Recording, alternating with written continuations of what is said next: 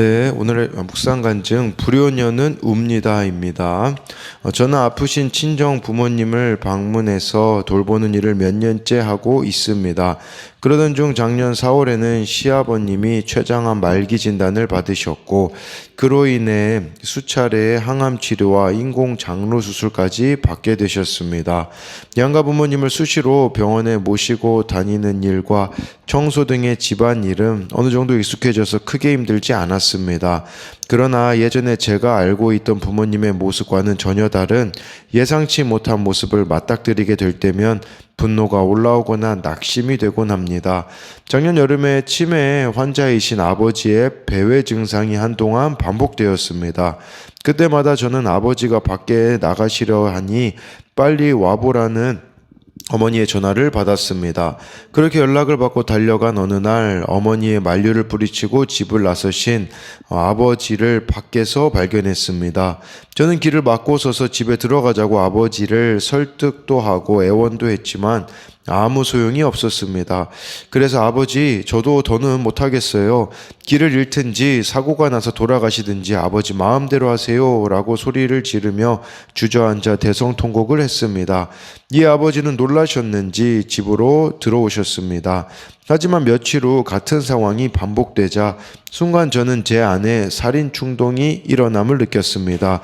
그동안 존속상해나 살해 뉴스를 접할 때마다 나랑은 상관없는 일인 줄 알았는데 저도 상황만 되면 얼마든지 그런 죄를 저지를 수 있는 죄인이라는 것이 깨달아졌습니다.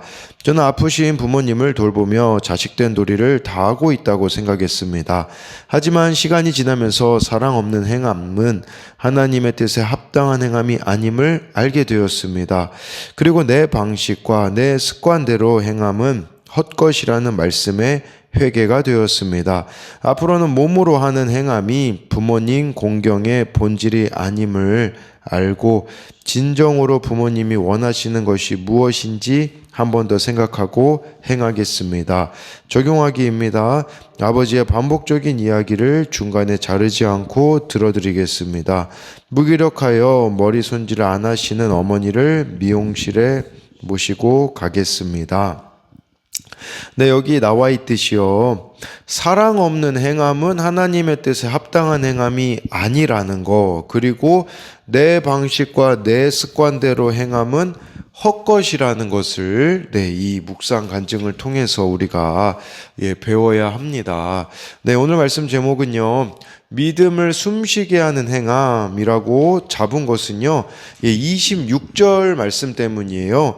이 행함이 없는 믿음은요. 호흡이 없는 몸과 같다라는 그런 표현으로 이게 26절이 보면 나와 있거든요. 그러니까 정말 우리의 믿음이 숨쉬려면 필요한 것은 행함이라는 것을, 그렇다면 우리의 믿음이요 반대로 호흡 곤란 상태가 되었다면 무엇 때문일까요? 바로 행함이 없기 때문이라는 것을 알아야 한다라는 것입니다. 14절 말씀을 보면요.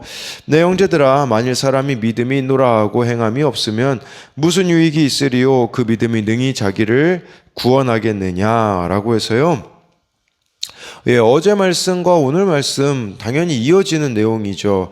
어제 말씀은요, 이 최고의 그 법은 바로 이웃사랑이라고 야고보가 어제 말씀에서 말씀해주고 있거든요. 그것은 이웃사랑, 이 하나님 사랑이 중요하지 않다라는 의미가 아니었습니다.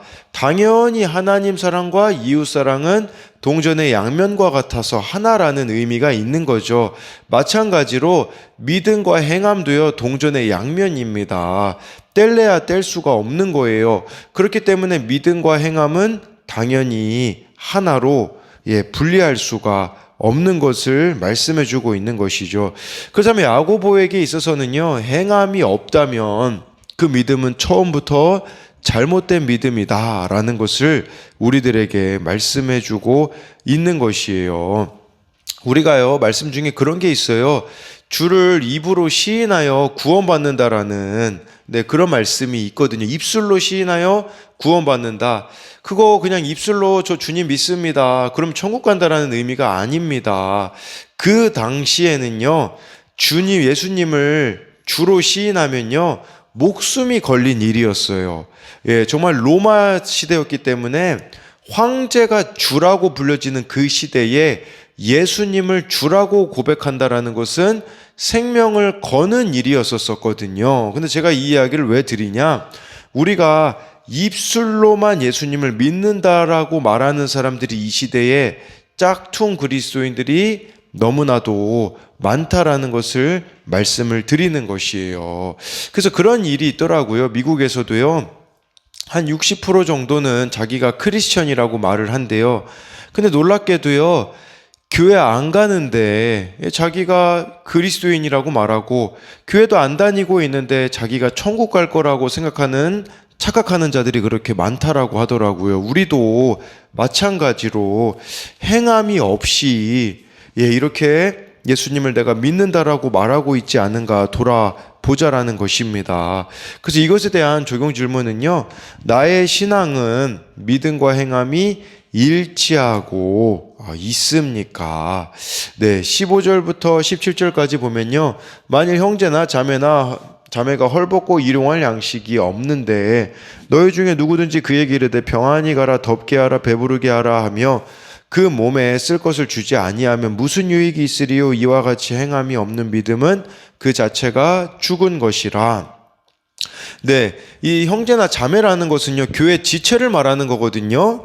일용할 양식이 없대요. 근데 이게 현재 분사형으로 쓰였어요. 이게 무슨 말이냐면, 그러니까 내 형제가, 자매가 헐벗고 굶주린 상태가 오래도록 지속되었고요.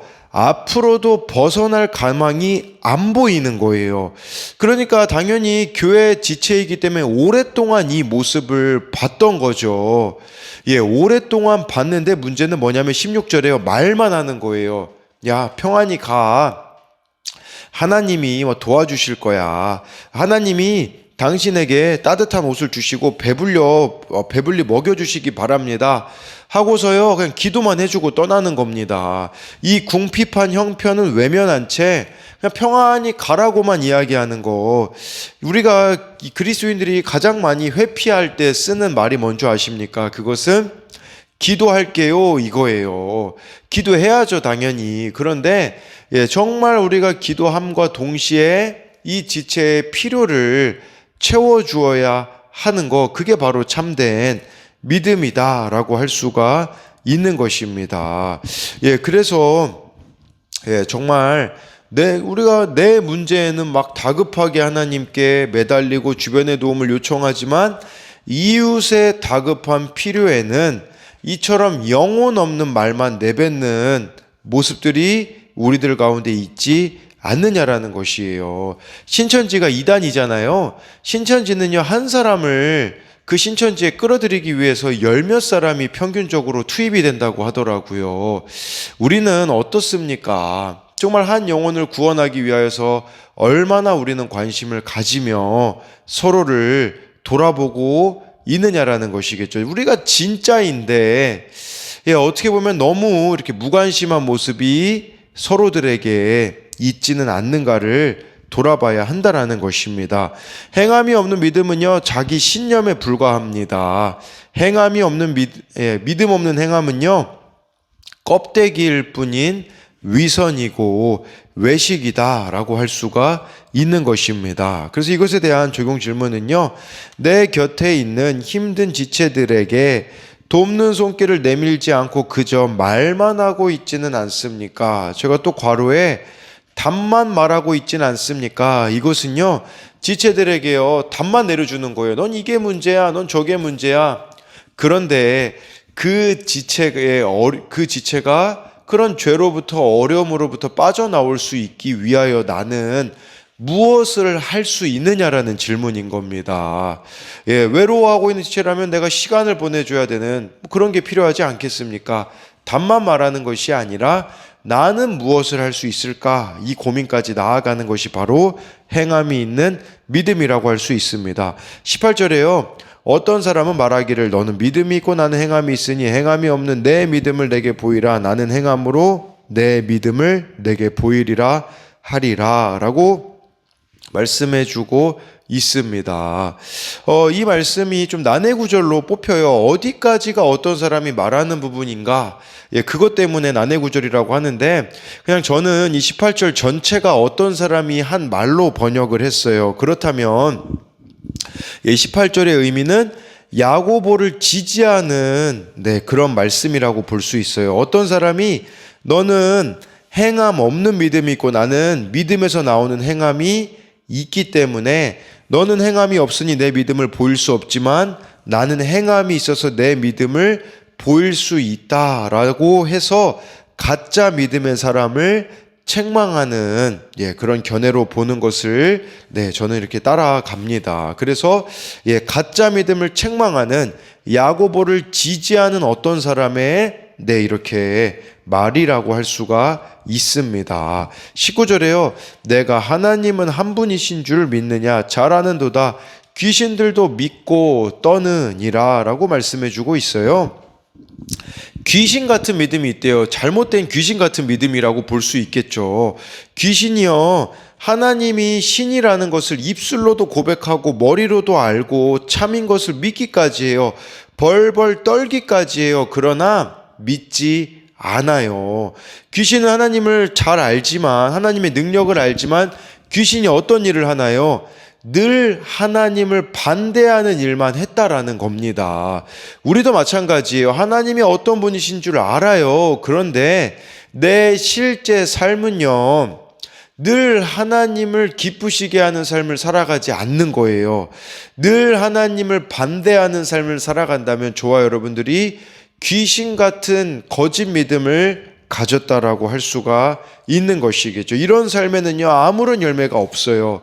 그리고요, 정작 하나님의 말씀에는 순종하지 않는 겁니다. 말씀을 들으면서도 순종하지 않는다면 그것은 죽은 믿음, 곧 귀신의 믿음이다라고 할 수가 있는 것입니다. 그래서 이것에 대한 적용 질문도 주님을 믿는다고 하면서도 행함이 따르지 않는 죽은 믿음으로 지내고 있지는 않습니까? 20절에요. 허탄한 사람아, 행함이 없는 믿음이 헛것인 줄을 알고자 하느냐라고 해가지고요. 허탄한 사람이요, 공허하다라는 뜻이에요. 이 공허한 사람아, 이런 뜻이죠. 그러니까요, 행함이 없는 믿음은요, 공허할 뿐이라는 것이에요. 공허할 뿐. 뜬구름 잡는 사람이 되고 어리석은 사람이 되어. 왜 그러냐면 이 믿음은요, 구원에 이를 수 없는 믿음이기 때문에 허탕치는 겁니다. 여러분, 제일 불쌍한 사람이 어떤 사람인 줄 아세요? 예수님 안 믿는 사람일까요? 예수님 믿는 것 같은데 지옥 가는 사람이에요. 이런 사람은 회색지대에 있는 사람이라고 표현을 하거든요. 예수님을 믿는 것 같은데 믿지 않고, 안 믿는 것 같은데 안 믿는 것도 아닌 것 같은 어중간한 사람이 있다니까요. 그런 사람은요, 공허한 인생인 겁니다. 제일 불쌍한 인생 아니겠습니까? 정말 이 복음에 대해서 얼마나 많이 들었는데, 말씀에 대해서 얼마나 많은 시간 동안 들었는데 정작 그것이 아무런 삶에 영향을 미치지 못하는, 결국 예수님 믿는 척하다가 지옥에 가는 사람이라고 할 수가 있는 것이죠. 또 여기서 이 허무한 믿음은요, 바로 내 방식과 내 습관대로 행하는 것은 바로 헛것이라는 것을, 이 믿음이 헛것인 줄 알고자 하느냐, 여기 묵상간증에 나와 있잖아요. 사랑 없는 행함, 또 내 방식과 내 습관대로 행함은 헛것이라는 것을 저와 여러분들이 알아야 한다라는 것입니다. 성품으로 하려고 하지 마십시오. 성령으로 하셔야 됩니다. 성품으로 하면요, 반드시 부작용이 생길 수밖에 없어요. 그렇기 때문에 성령으로 행하는 그 믿음이 참된 행함의 믿음이 아니겠습니까? 그래서 이것에 대한 적용은요, 나의 신앙은 지금 회색지대에 머물러 있지는 않습니까? 믿음과 반대되는 여전히 고집하고 있는 내 방식과 습관은 무엇입니까? 이게 바로 헛것의 믿음이 바로 이거라고 말씀드렸잖아요. 그냥 내 고집대로, 내 습관대로 이렇게 계속 하고 있는 부분들이 있지 않는가 돌아보자라는 거죠. 그러면서 이제 이 믿음에 대해서 두 사람을 예로 들어요. 이게 참 의미가 있어요. 너무 비교가 되는 사람이거든요. 먼저 21절부터 24절을 보면요. 우리 조상 아브라함이 그 아들 이삭을 제단에 바칠 때에 행함으로 의롭다 하심을 받은 것이 아니냐. 내가 보거니와 믿음이 그의 행함과 함께 일하고 행함으로 믿음이 온전하게 되었느니라. 이에 성경에 이른 바 아브라함이 하나님을 믿으니 이것을 의로 여기셨다는 말씀이 이루어졌고 그는 하나님의 벗이라 칭함을 받았나니 이로 보건대 사람이 행함으로 의롭다 하심을 받고 믿음으로만은 아니니라. 두 사람이 예를 드는데 첫 번째 사람은요 아브라함이에요. 두 번째 사람은 25절에 나오는데 라합입니다. 이 둘은 비교가 되어요. 왜냐하면 아브라함은 지금 이 야고보서가 유대인 그리스도인들에게 쓰여졌기 때문에 아브라함이라고 딱 이야기하면 믿음의 조상이지 라고 할 수 있겠죠. 경건하고 남자잖아요. 그런데 라합은 어떻습니까? 이방인이고 여자이고 기생이었다라는 것이에요. 어제 말씀에 외모로 차별하지 말라고 했잖아요. 그걸 야고보가 직접 보여주는 거예요. 아브라함이나 라합이나 차별이 없다. 이 믿음에서는 그걸 지금 보여주고자 하는 것이죠. 그러면서 아브라함이요 믿음으로 이삭을 바쳤다라는 것입니다. 그러니까 23절에 아브라함이 하나님을 믿은 거예요. 하나님의 약속을 믿은 거예요. 어떤 약속을 믿었습니까? 바로 하나님이 이 아브라함의 후손을 별과 같이 많게 해주실 것이라는 것도 믿었고요. 또 그 히브리서에 보면요, 이 이삭을 바치는데 만약에 진짜 죽여도 살려주실 것을 믿었다라는 내용이 나와 있어요. 그랬을 때 결과가 무엇입니까? 23절에요. 그는 하나님의 벗이라 칭함을 받았대요. 벗은 친구거든요. 아브라함이 하나님과 친구가 됐대요. 왜 그럴까요? 하나님의 마음을 아는 유일한 사람이거든요. 독생자 하나뿐인 아들을 죽이는 게 어떤 마음인지 아는 사람이 된 거거든요. 그렇다면 저와 여러분들이 행함이 있는 믿음이 된다라는 것은 무슨 뜻이 될까요? 하나님과 친구가 되는 거예요. 하나님과 나와 통하는 사람이 되는 것이 아니겠습니까? 이렇게 될 수 있는 비결은요, 행함이 있는 믿음이 될 때에 우리는 때로는 이해가 안 될 때가 있어요. 아니 왜 나에게 이런 일을 주시고 왜 내가 이렇게 해야 돼? 하라는 거예요. 하면 하나님의 숨겨진 그 계획을, 숨겨진 것들을 발견할 수 있다라는 것이에요. 저와 여러분들이 진짜 하나님의 친구가 되고자 한다면 우리가 가장 소중히 여기는 그것을 하나님께 드려야 합니다. 그걸 내려놓지 못한다면 우리는 행함이 없는 믿음이 될 수밖에 없기 때문이라는 것이겠죠. 그래서 이것에 대한 적용 질문은요, 하나님을 사랑하기에 나에게 전부와 같은 이삭을 믿음으로 바친 적이 있습니까? 내려놓은 적이 있습니까? 하나님을 가장 사랑해야 되는데 우리에게 우상과 같은 존재들 내려놓은 적이 있는가를 묻고 있는 것입니다. 25절 26절을 보면요, 또 이와 같이 기생 라합이 사자들을 접대하여 다른 길로 나가게 할 때에 행함으로 의롭다 하심을 받은 것이 아니냐. 영혼 없는 몸이 죽은 것 같이 행함이 없는 믿음은 죽은 것이니라. 이 기생 라합이 정탐꾼들을 숨겨준 것이죠. 그게 바로 행함으로 의롭다함을 받았다라는 거예요. 그런데요, 이제 기생 라합을 통해서 이 정탐꾼들이 들은 소식이 있거든요. 그건 뭐냐면 가나안 사람이요 벌벌 떨고 있다라는 거였던 거예요. 근데 이 벌벌 떨고 있다라는 거는 뭘 말하는 거냐면 귀신 같은 믿음이었었다라는 거죠. 가나안 사람들이요. 아니 진짜 하나님이 일하고 계신 것을 봤어요, 이스라엘 백성들을 통해서. 근데 벌벌 떨고만 있지 행함으로 옮기지 않았어요. 그런데 유일하게 행함으로 옮겼던 사람이 누구냐? 바로 기생 라합이었다라는 것이에요.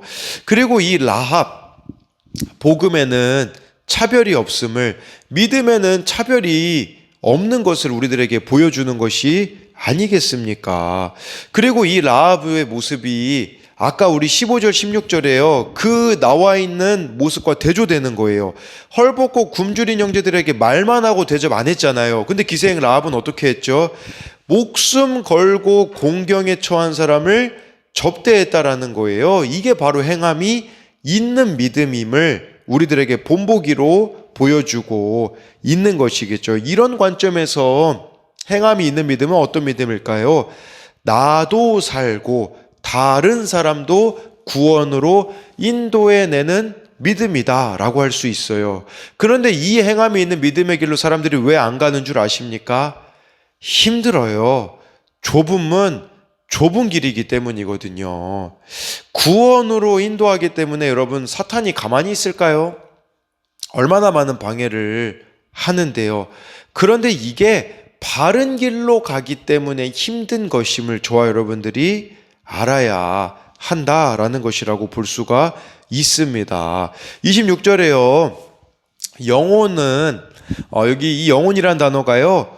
호흡, 숨이라는 뜻이 있거든요. 호흡이 없는 몸은 죽은 것, 시신이래요. 이와 마찬가지로 행함이 없는 믿음은 죽은 믿음이라는 거예요. 그러니까 이 믿음을 숨쉬게 할 수 있는 것이 무엇이냐? 바로 행함이라는 것이에요. 저와 여러분들이요, 믿음이 살아있는가, 행함이 있는가를 보면 알 수 있어요. 근데 저와 여러분들이 이렇게 믿음이 죽어 있다면 바로 행함이 없기 때문이라는 것을 알아야 한다라는 것입니다. 그래서 마지막으로 이것에 대한 적용 질문은요. 내가 손해보거나 시간과 물질을 희생해야 하는 일일지라도 다른 사람의 구원을 위해 말씀대로 적용해야 할 일은 무엇입니까? 행함이 있는 라합의 믿음과 같이요. 저와 여러분들도요.